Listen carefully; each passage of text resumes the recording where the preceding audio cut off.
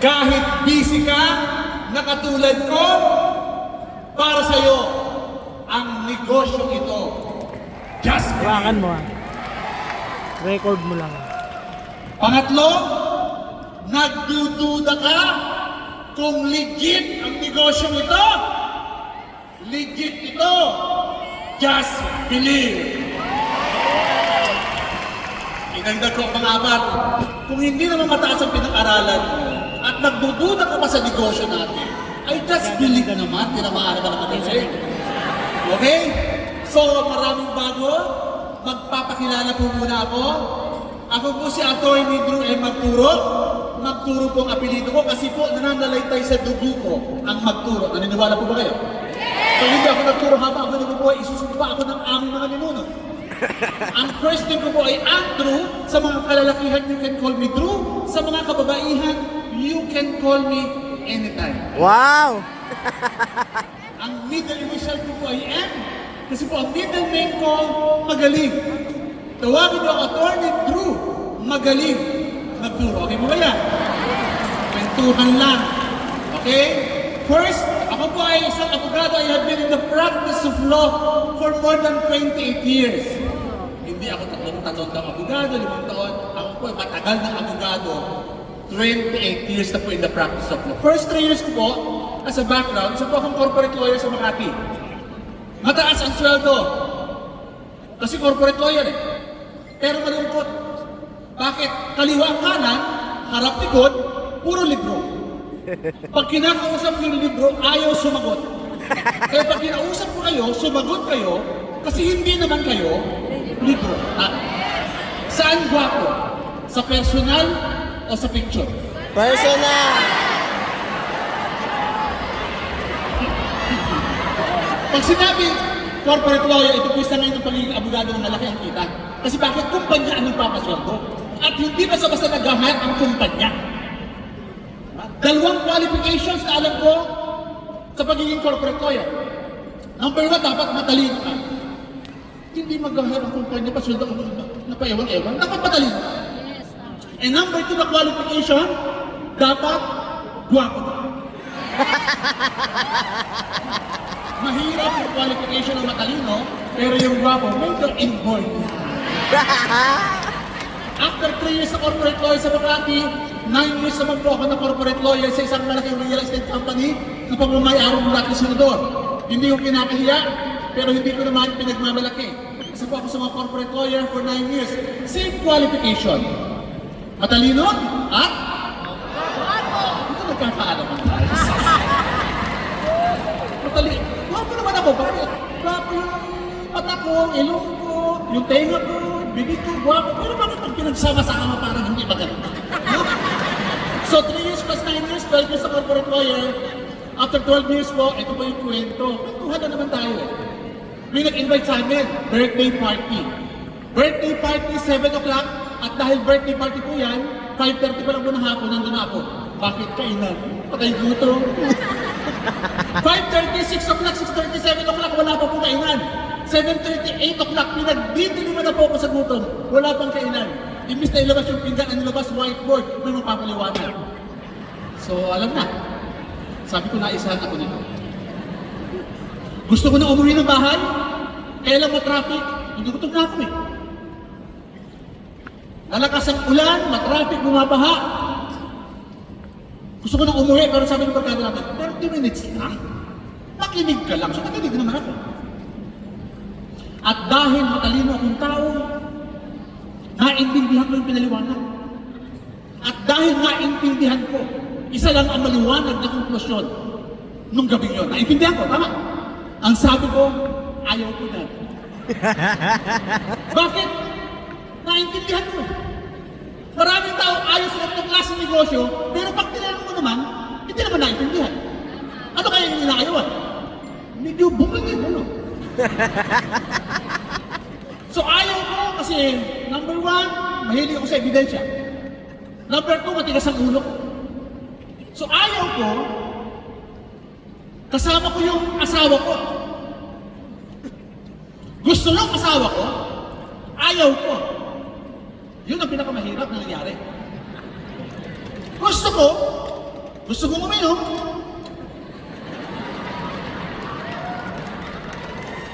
Ayaw ng asawa ko. Eh, sino ba nasusunod sa bahay? Lalaki o babae? Babae. Babae. Tama. Ayaw ko, gusto niya, edi sinunod ko yung asawa ko. Kasi yung asawa ko po ay isang judge. Susundin, hindi. Sige. May warrant of arrest ka. Pwede ba tawagin tumayo mo na yung aking magandang asawa? Hindi na po basta-basta judge yan. Okay? Actually, siya po ang naghatid sa akin sa ganitong klaseng negosyo. Yung asawa ko po, for your information ha, para lang makita niyo kung sino yung nakatayo.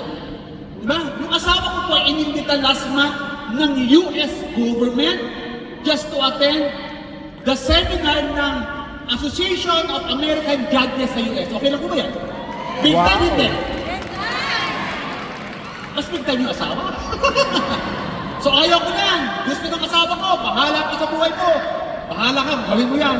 So umuwi yan ng madaling araw, nagtitraining from Laguna, pumunta, alas na sa madaling araw, kasama yung mga taga-probinsya. So nagsisigawan, nagpapalakpakan. Sabi ko talagang mga adik itong mga ito ah. Hindi ako naniwala, ayaw ko talaga. Kaya lang dumating ang mga pagkakataon, pati nanay at tatay, kung nakikipalakpak na rin. Medyo sabi ko, alam nga nila ito ah. May style siyang ginawa, parang kwentuhan lang naman tayo. Inimbita ko ng asawa ko sa Ortigas, bumili tayo ng products. Ipagmaneho mo ako, masunuring asawa, tama. Pinagmaneho ko siya. Sabi sa akin, o tapos na nagpamaneho na ako. O nagpamaneho na ako. Sabi sa akin, umakyat ka, pera ng credit card mo. O di binigay ko ang credit card ko. Hindi, umakyat ka na pa may pinipirmahan. Pag akyat ko doon, sabi sa akin, mahaba ang pila. If I were you, makinig ka muna ng seminar. Pag tingin ko kanya, maraming tao. Tapos may pinuno ng sindikato at kulto, yung speaker. Sabi ko, galing. Style pala niya yun. Dumarating ang mga linggo buwan, napapaupo ko sa bandang kita sa harapan, at nung napanood na pinaka sa harapan, naintindihan ko na, maganda pala. Sumobra naman na naintindihan ko. Dati nakaupo na ako, ngayon nakatayo na ako dito para magpalit. Yeah! Isa sa mga lessons na natutunan ko, you cannot escape your destiny. Pag may nakatakta pala sa iyo, Lord, wala kang magagawa. Tama. At yung pagkakapainit sa inyo dito, pagkakasali nyo sa Alliance in Motion Global, it's part of God's mysterious design. Amen? Amen! Hallelujah! Praise the Lord! Sumali po ako sa Alliance in Motion Global, January 2019, through President Joseph Lim.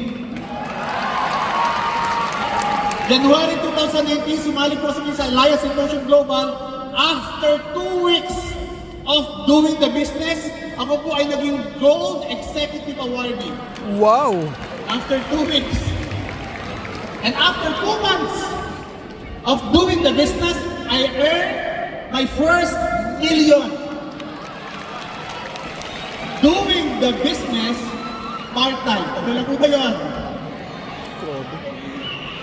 And also, noong 2019, ako po ang 2019 Rookie of the Year. Okay lang po ba yan? Attorney, bakit ka mabilis? Ang tanong ko, bakit ka mabagal? Kasi sigurado ako na maganda ang Alliance in Motion Global kasi ako naniniwala sa kumpanya. Marami na rin po ako mga awards. Top 9, Top 18 ng pandemic, after pandemic, Top 6, Top 3 ng Project High, Top 500, Top 200 ng company. Okay lang po ba yun? Doing the business, part-time.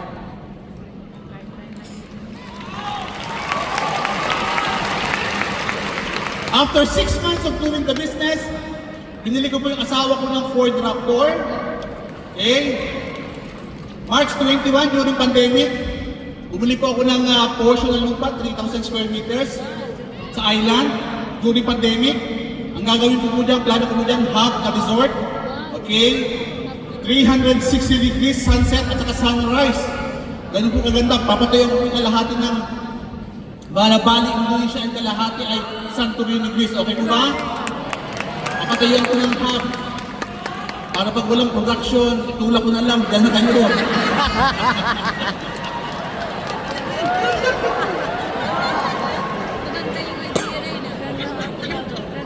Okay.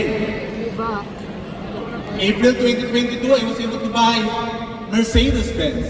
Wow. Gusto ko lang ma-feel yung experience of driving a luxury car. Kala ko nung bata pa ako ang nagbabaneho ng mamayari ng Mercedes-Benz. Tanda, Chinese negosyante, hindi pala. Sa Alliance in Motion Global, pwede pala ang bata at guwapong tulad ko. Walang, pag inaantok po kayo dyan, may lumalabas ng cup of coffee. Totoo. Nag-sensya na kalikulit ko. Grabe, no? Actually, hindi ko naman pangarap ang Mercedes-Benz. Kaya lang makikita mo talaga sa Alliance in Motion Global, pati hindi mo na pangarap, pwedeng matupad. Okay, January 2023, last year, nakabili po ko ng 300 square meters of prime subdivision sa Mission Hills sa Antipolo. Okay, ito na po, pang-kape-kape, pa-travel-travel, okay lang po ba? Nagkakape kayo ng likod? Nagkakape po ako sa Starbucks, okay lang po ba? Yung Starbucks po ay nasa Hollywood, California. Wow. Saan pa po ako nagkakape-kape? Sa Japan. Okay lang po ba? Saan pa ako nagkakape-kape? Sa South Korea. May dalang baso. Talo ka pa po ng Mac ko. Maraming naaabot. Saan pa po ako nagkakape-kape? Sa Spain. Wow. Saan pa po ako nagkakape-kape? Sa France. Wow. Saan pa po ako nagkakape-kape? Sa Italy. Saan pa po ako nagkakape-kape? Sa Mediterranean Sea. Wow. Diba? Naalala ko yung barko po niya kasi cruise po yan sa Europe. Okay? Cruise po yan sa Europe kasi laki po ng Megaball. Nagbabalik sa alaala ko yung picture ko. Sabi sa akin, mag-drawing ka ng barko at eroplano. O drawing ko, mas malaki yung eroplano kaysa sa barko. Sabi ng picture ko, wrong! Never na magiging malaki ang barko sa eroplano. Ay nung nakita ko yung cruise namin, mas malaki pa sa eroplano. Kaya hinahanap ko talaga yung picture ko. Mali-mali ang tinuturo talaga. Diba? Saan pa ako nagkakape-kape? Sa Rome, Italy. Mamma mia. Saan pa ako nagkakape-kape? Sa Athens, Greece. Grabe. Saan pa ako nagkakape-kape? Sa Santorini, Greece. Wow. Saan pa ako nagkakape-kape? Sa London. Grabe. Kaya pa, alam niyo po, isa sa mga natutunan kong lesson, ang bawat trip is an educational trip. Ma-expose kayo sa first world. Doon kayo magkape, doon kayo mag-travel. Kasi pag nakikita mo yung mga mayayaman sa Europe, iba ang vibrations. Kung hindi nyo maka-afford na magkape sa abroad, magkape kayo sa mamahaling hotel. Mura lang. Magkano ba yung 300 na kape versus yung coffee dyan? Iba ang vibrations, mauobserbahan nyo yung mayayaman, paano sila mag-dress, paano sila gumalaw, paano yung tonality of voice nila, paano yung diction nila. Marami kayong matutunan pag nagkape kayo sa mamahaling lugar o sa hotel. Saan pa kayo nagkakape-kape? Sa Scotland, okay lang yan. Grabe, Europe. Saan pa ako nagkakape-kape? Sa Las Vegas. Few weeks ago, nasa US po kami. Okay, Las Vegas. Saan pa ako nagkakape-kape? Sa Arizona. Okay lang po ba?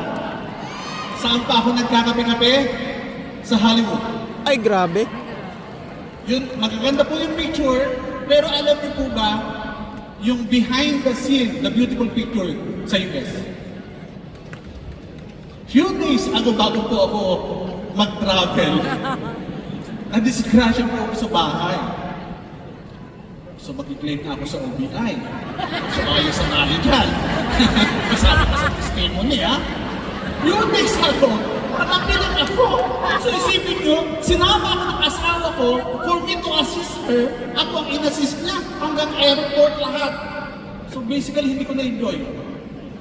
Ganun palang aksidente, no? Hindi pala pinipili kung anong pinag-aralan mo. Hindi pala pinipili kung mayaman ka. At hindi pinipili ang aksidente sa labas ng bahay. Pwede ka palang ma-aksidente kahit sa loob ng bahay. Salamat in advance sa OBI.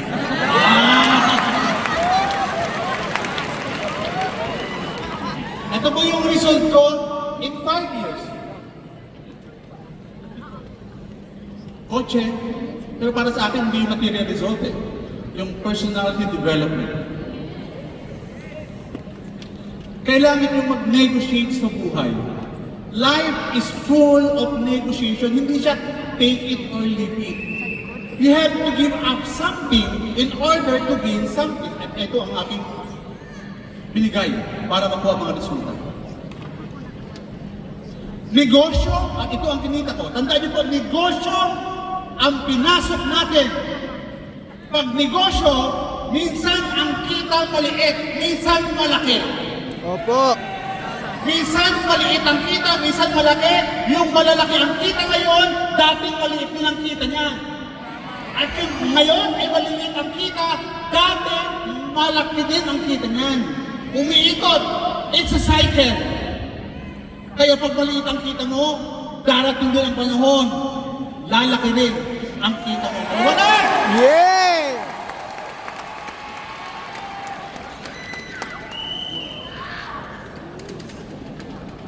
What if, after 5 years, magtatagumpay ka? What if, after 5 years, magtatagumpay ka? Paano mo haharapin ang mga challenges ngayon? Bibigay ka ba kung alam mo after 5 years, magtatagumpay ka? Mawalan ka ng tao, okay lang. Yes. Pag nawala ka ng tao, naubos ang tao mo, ibig sabihin, tapos na sila sa misyon nung sumali sila. Hindi sila masamang tao, na-fulfill lang nila yung kanilang goal pag sa pagsali sa team mo. At kung maliit man ang kita mo, it's okay. Yes. Huwag mong aasamin ang malaking kita o magandang resulta. Ang asamin mo ay magkameron ka ng tamang ugali para harapin ang mga challenges na kailangan para magtagumpay.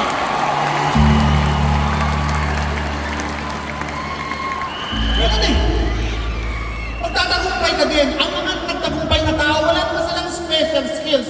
Wala naman silang special talent. Yes. Ang mga nagtagumpay na tao ay ordinaryong tao, pero ang malaking pagkakaiba, naniwala lang sila. Bakit hindi pumuputok ang grupo mo? Kasi baka hindi ka 100% naniniwala sa kumpanya. Bakit ka nagdududa o urong-sulong? Baka hindi 100% ang iyong paniniwala sa kumpanya. Nagdududa ka pa kung legit, at dito na yung lingkod, legit ito. Yan, pero hindi mawawala na dapat maniwala. Ang resulta, do not compare your result to others. Madidistract ka lang. Opo. Pag nag-compare ka sa result ng ibang tao, ang gawin mo, isubsub mo yung sarili mo.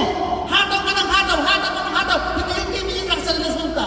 Kasi pag tumitingin ka, baka hindi ka makagalaw. Tingin ka na tingin, isubsub mo yung sarili mo, hataw ka ng hataw, hataw ka ng hataw. Yung tinitingin mo sa harapan, wala na sa harapan. Wala na dito sa tagiliran. Nasaan na yung tinitingnan mo? Nasa likod na. Kasi malayo ka na pala na rin. Maraming challenges, maraming problema. May problema ka last year, may problema ka last month, may problema ka last week, may problema ka kahapon, may problema ka ngayon. Maraming darating na problema, pero pagkatapos ng maraming problema, maraming blessings ang darating sa iyo.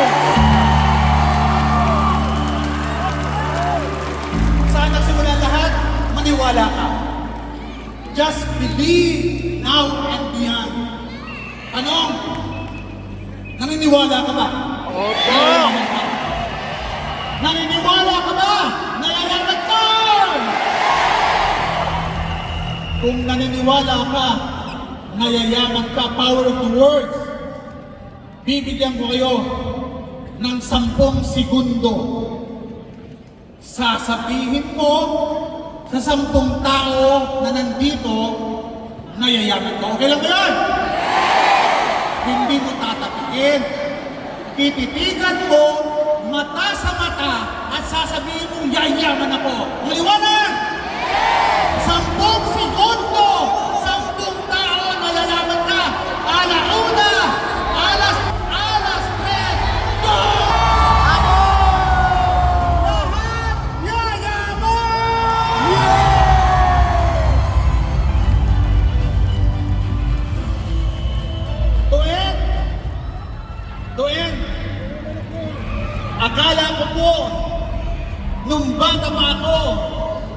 pinakamagandang trabaho sa buong mundo, maging abogado. Mali po pala ako. Ang pinakamagandang trabaho po pala sa buong mundo ay yung trabaho na kaya mong baguhin ang buhay ng ibang tao. Ako, si Atty. Drew Magturo, ipinagmamalaki ko na magkakasama tayo sa pinakamagandang trabaho